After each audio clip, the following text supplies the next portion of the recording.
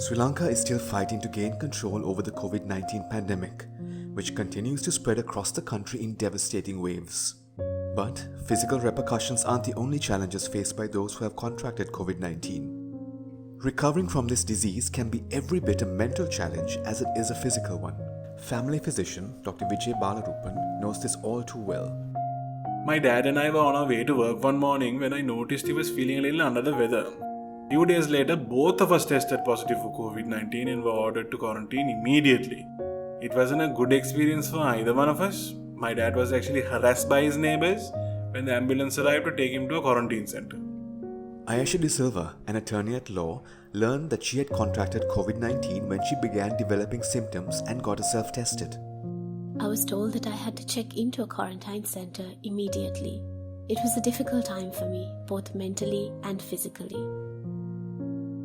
A young graphic designer, Abdul Kader, went to the hospital after developing mild flu-like symptoms and tested positive for COVID-19. In those lonely weeks spent in isolation, Vijay, Ayesha and Abdul had friends and family reaching out to them, many of whom were supportive and concerned for their well-being. However, it soon became apparent that others who had reached out were primarily concerned for themselves, as they showed a greater interest in finding out which places the patient had recently visited, how they contracted the virus, and if there was any chance they had passed it on to someone else.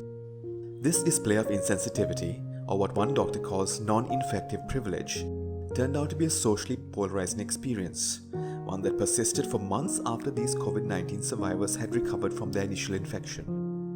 When I came back to work, I immediately noticed people acting strange around me.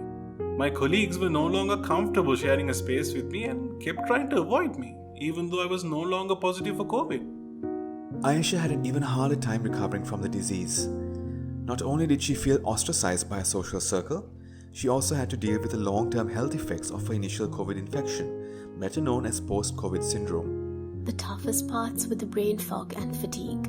They made daily life and doing menial tasks extremely difficult.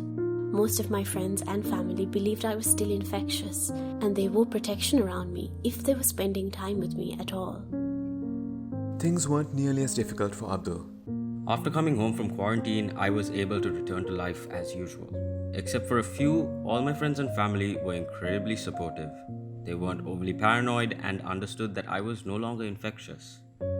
Unfortunately, these kinds of experiences aren't all that rare among COVID-19 survivors, indicating that we as a society have a role to play in helping those infected make a full recovery, both physically and psychologically.